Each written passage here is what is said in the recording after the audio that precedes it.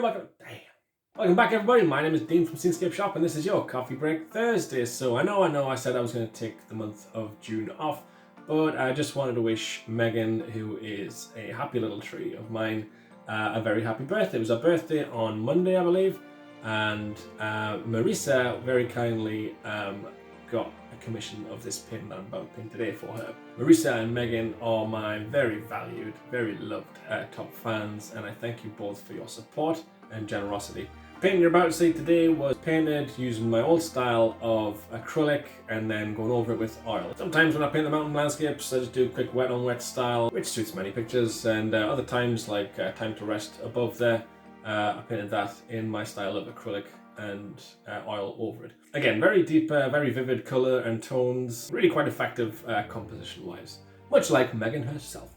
Megan, happy birthday. You make me want to be a better man, and also a woman.